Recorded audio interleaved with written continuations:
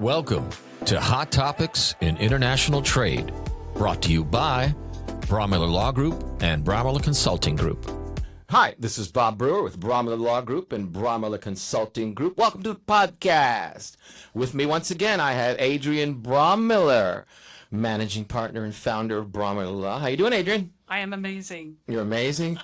I'm amazing. Okay. Well, it's been a while, actually, since we chatted. I know. And so, welcome to the upgrade of the new studio. I've been telling everyone, thanks for the budget increase on this. And, I like it. There's a little bit more room in here. Yes, absolutely. A little more comfortable. Yeah. All right. And since everybody knows this is just down the hall from all the attorneys, it's easy to come and just chat with me for 15. And I wanted to chat with you because, man, what's been going on since Liberation Day? Way too many things. Way too many things, you think? Way too many things.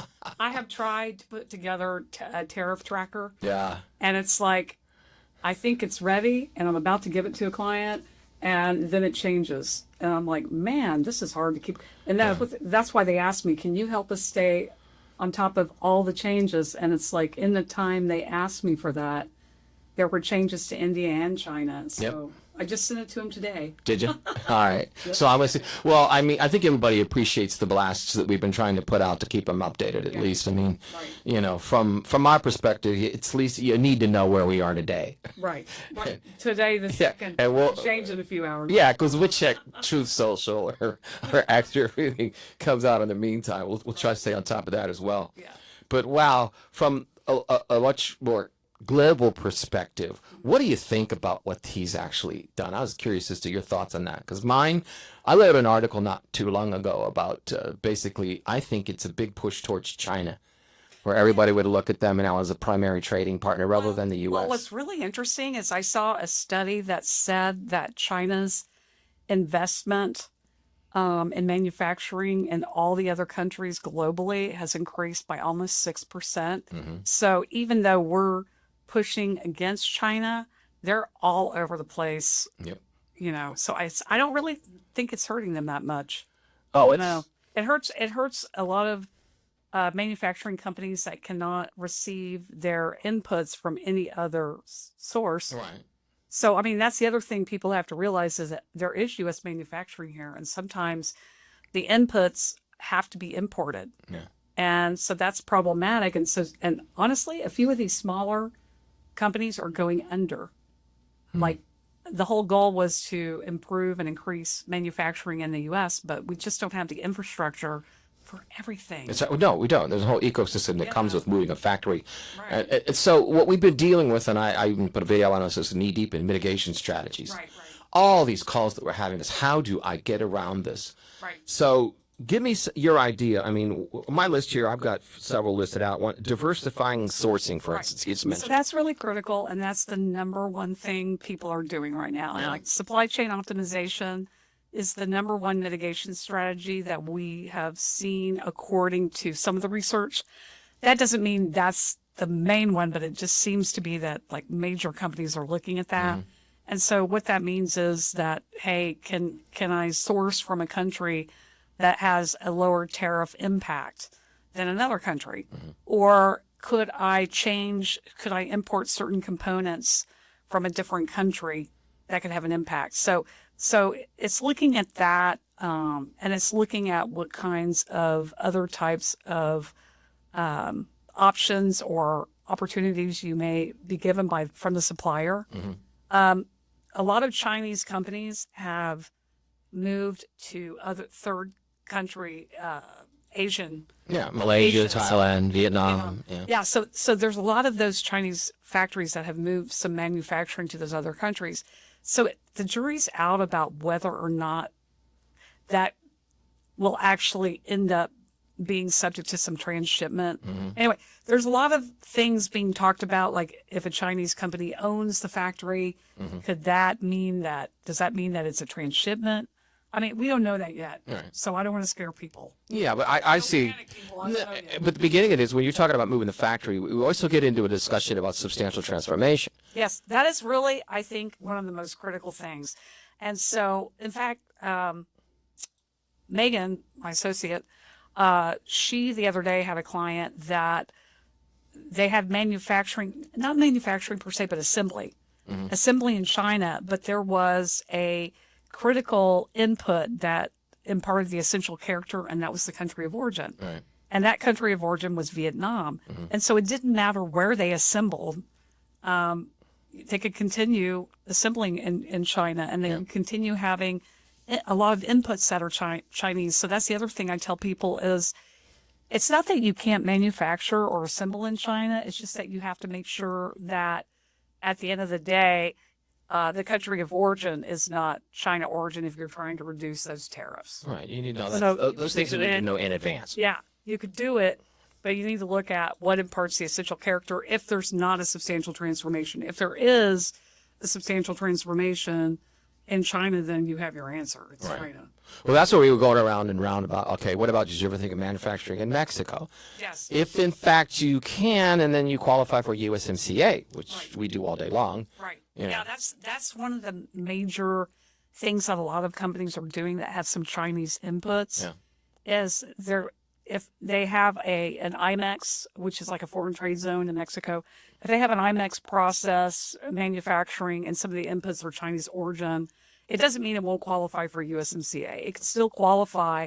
It's just that we then have to look at whether or not a substantial transformation has occurred in Mexico so that they don't have to pay the IEEPA China tariffs or the Section 301 tariffs. So they have to do both the USMCA qualification analysis, the marking analysis, and then do a substantial transformation. But yeah, lots of companies that had a 0% most favored nation never had to participate in USMCA before, but they're coming to us in droves saying, I need USMCA. And they're confused a little bit about what percentage do I have to have component-wise to qualify? Well, that's only if they have a regional value content. Okay. It could be zero. Yeah. It could be zero. As long as if it's a tariff shift rule of origin and they make the tariff shift, then the value content has no impact. Right. But if it's a regional value content rule, then it would. And So I have to give a shout out to our Mexico legal counsel, Brenda Cordova and the Francisco de la Cruz, that when we do get into these discussions about IMEX, they've been really great. I mean, Brenda's been with us for, what, 30 years? Oh, yeah. It's been actually 33? 33. 33. All right.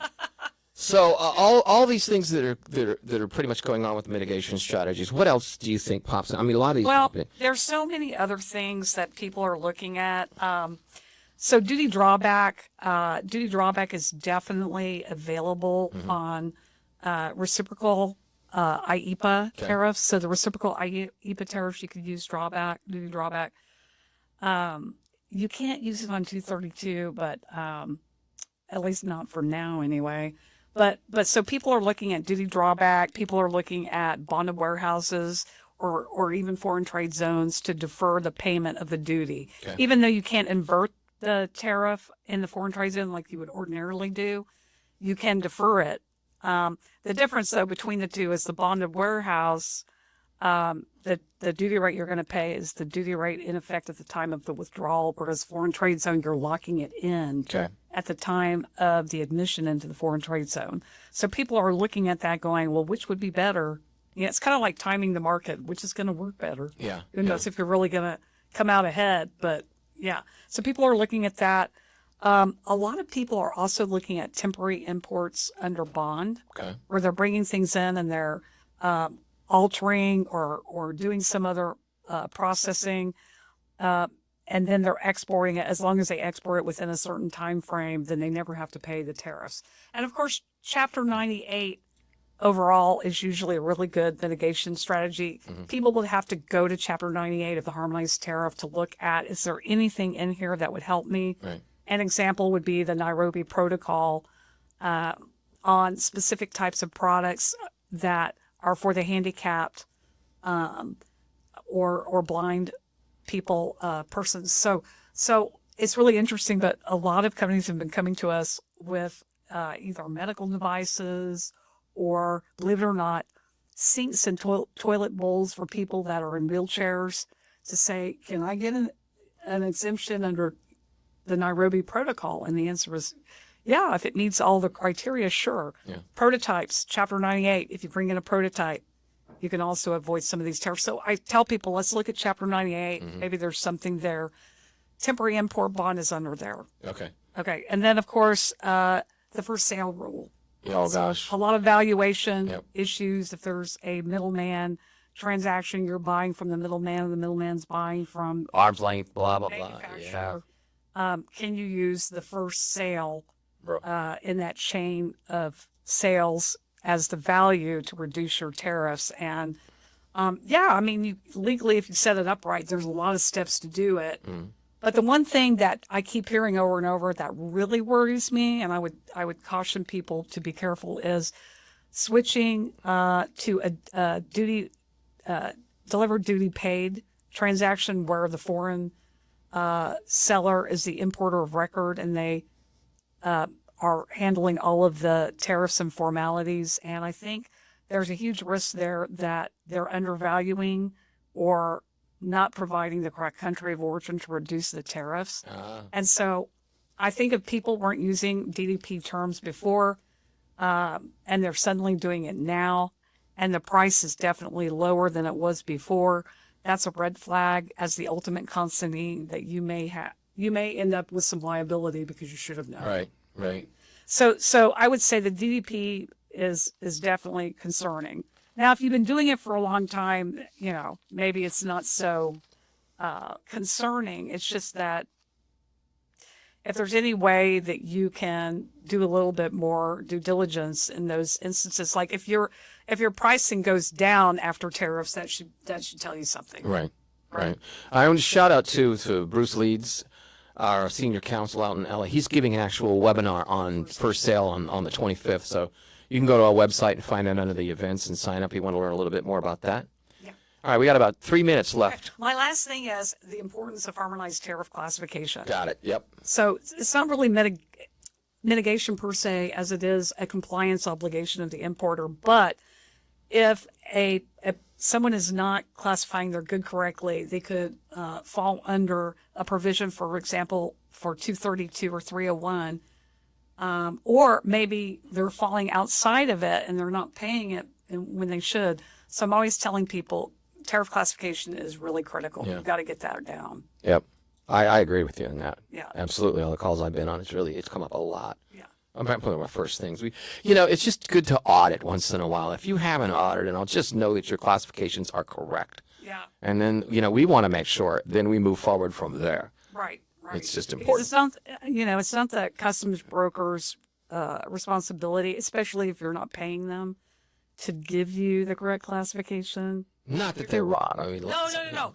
I guess my point is, like, if it's a value-added service, people are less likely to put as much effort into something if they're not getting paid. Yeah. That's all. I think that's human nature. Absolutely. Yeah. Well, listen, I appreciate you stopping by and chatting with me again. It's been a while. Yes. So now that we got the new studio all set up, you're going to just walk down the hall and chat with me Okay, sure. regularly? Sure, why not? Okay, great. Thanks for stopping by, Adrienne. you. Appreciate it. Bye-bye.